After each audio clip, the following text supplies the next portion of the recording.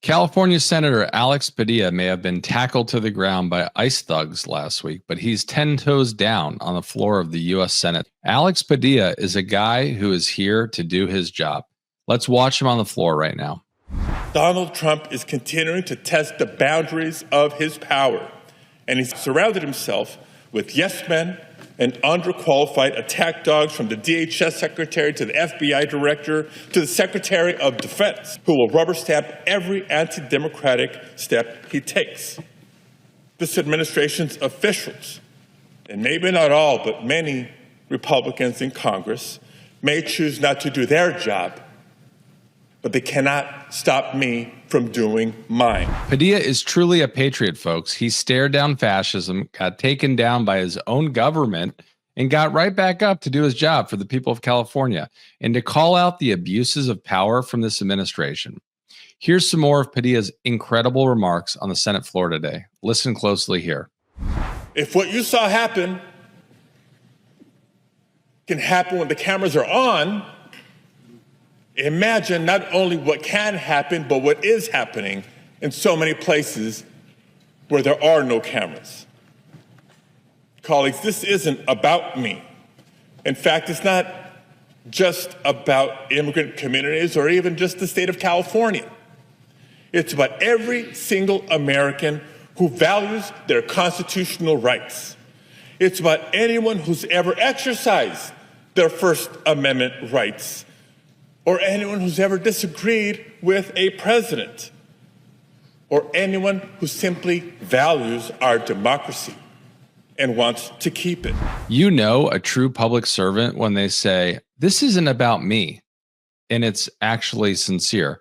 Alex Padilla is a true public servant and a true patriot. So is Brad Lander, who was arrested yesterday by masked ICE thugs just before asking to see a warrant as a man was dragged out of a New York City immigration court. Watch Lander here, just hours out of ICE detention himself. When you woke up today, were you trying to get arrested? I mean, I had hoped what would happen was what happened last week and the week before, that I could walk peacefully out of the building with these families so they could reunite with their kids and continue to make their application for asylum. That is all I wanted. So how are you feeling?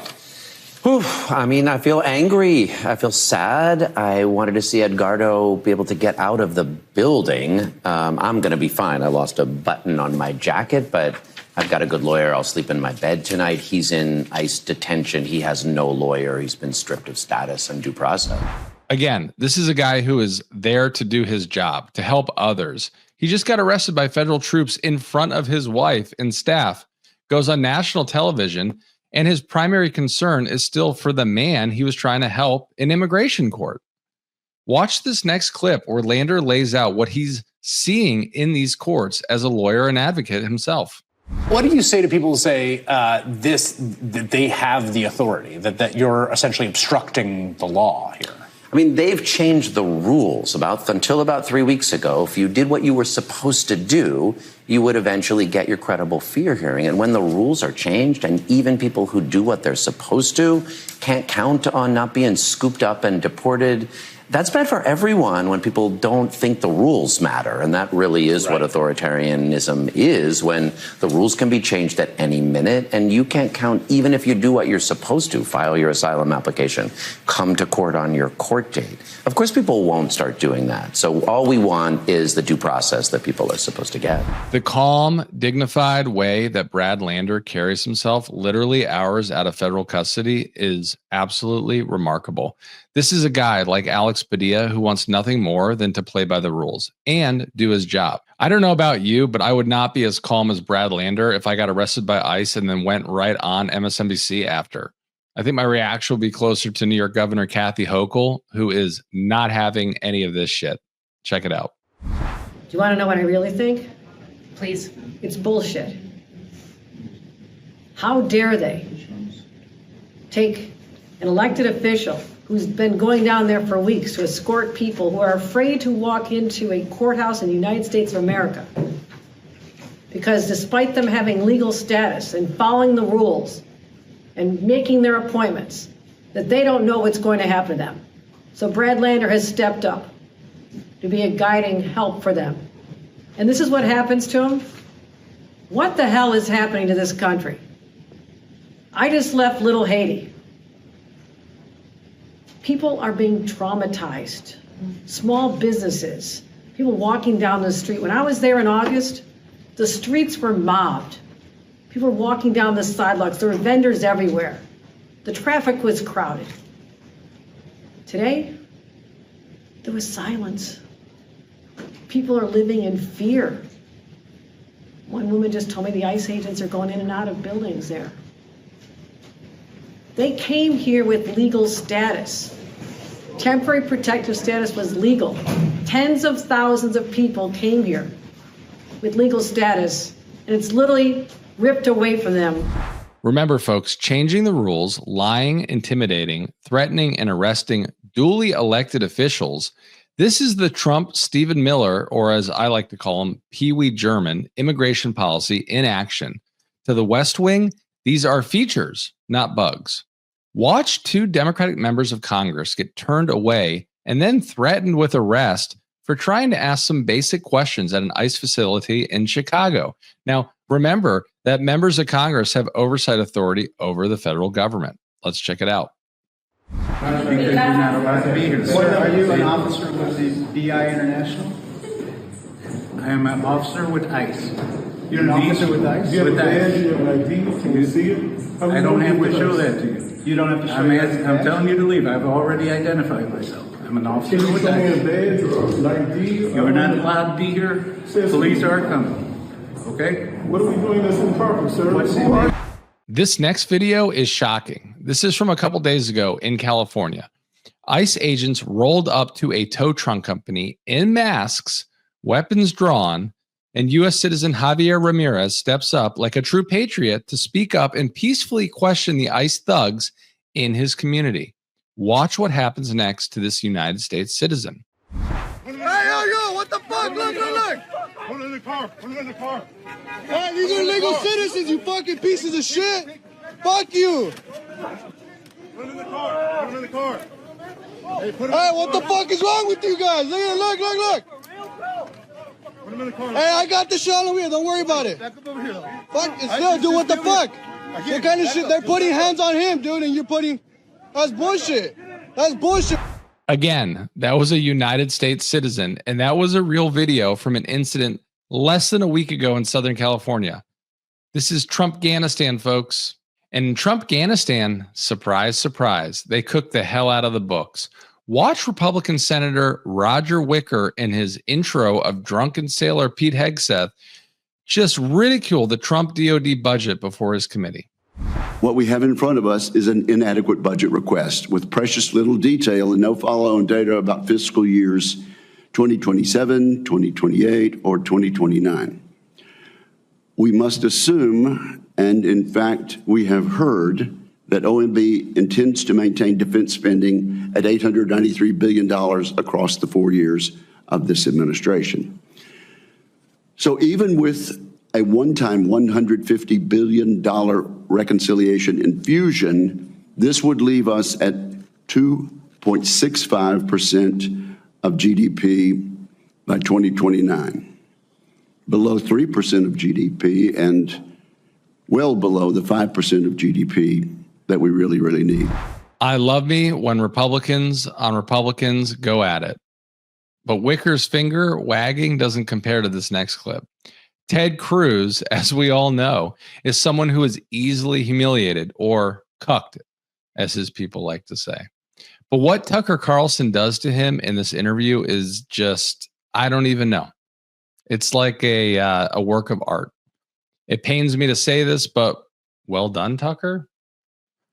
You got to watch this. Take a look. How many people live in Iran, by the way? I don't know the population. At all? No, I don't know the population. You don't know the population of the country you seek to topple? How many people live in Iran? 92 million. Okay.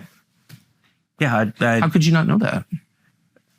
I don't sit around memorizing population tables. Well, it's kind of relevant because you're calling for the overthrow of the government. Why is it relevant whether it's 90 million or 80 million or 100 million? Why is that relevant? Because if you don't know anything about the country... I didn't say I don't know anything about Okay, what's the ethnic mix of Iran? They are Persians and What percent? predominantly Shia. Okay, this is cute. It's not Okay. even... You don't know anything about Iran. So okay, actually, I am not the Tucker Carlson expert on Iran. You're a senator who's calling for the overthrow of the government. You're the one who don't know anything about the country. No, you don't know anything about the country. You're the one who claims they're not trying to murder Donald Trump.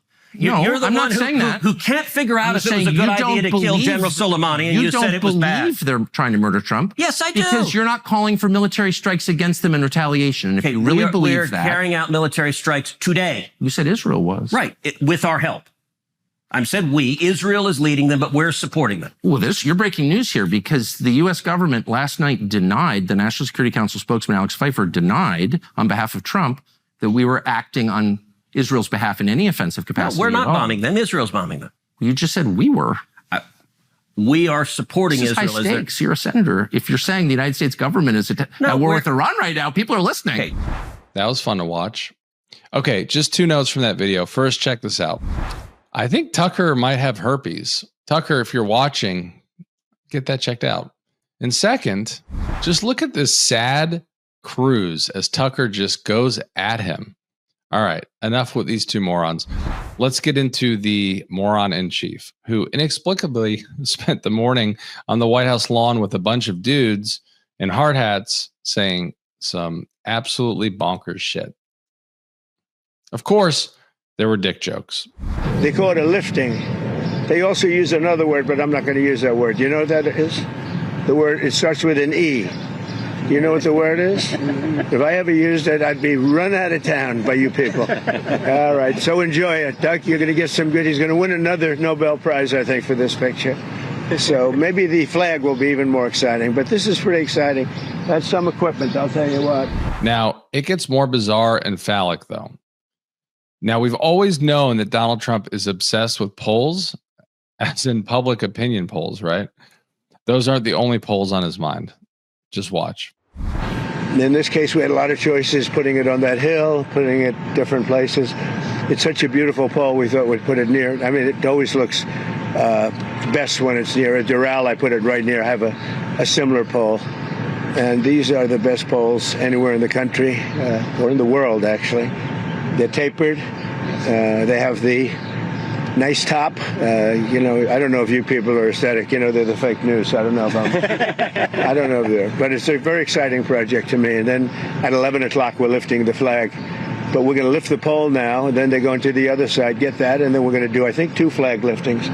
We'll be putting it up at 11 on here, and a couple of minutes later on the other side. We'll start here at 11. So that'll be very nice and very patriotic. We're doing well and as a country. If the Fed would ever lower rates, you know, would buy debt for a lot less. It's a shame. This guy, I have a guy. Do you ever have a guy that's not a smart person? Okay. There is some context to all this presidential poll talk. Trump was overseeing the erection, unlike the 79-year-old president, I can say that word without giggling, of the biggest fucking American flag you have ever seen on the White House lawn. Fine, whatever. But down the street at the SBA, Kelly Loeffler was also working the poll for the Trump administration. But what the actual fuck is that? That small flag with the pine tree under the American flag is an appeal to heaven flag. Christian nationalists will tell you that it dates back to the American Revolution and that it was flown by George Washington's Continental Army. But for at least the last 5 years, that flag has been a symbol of Christian nationalism and the far right. And now it's flying outside the offices of the fucking SBA. All right, folks, I can't end the show on that grim note. So I'm going to leave it on this insane one. Mark Levin has apparently tried cocaine for the first time. And folks, he fucking loves it. Yeah, so where are they? They're nowhere. How about China? Nowhere. How about Russia? Nowhere. What happened to World War III? There is no World War III. They all sound like a bunch of Marxist Islamists. They don't sound like patriotic Americans. Let me be clear. This is good versus evil. You're either a patriotic American who's going to get behind the President of the United States, the Commander-in-Chief, or you're not. One other thing. Here first, folks, there is no World War III. That's the show for today. Thank you, as always, for tuning in. Please remember to like and subscribe. I'll see you tomorrow.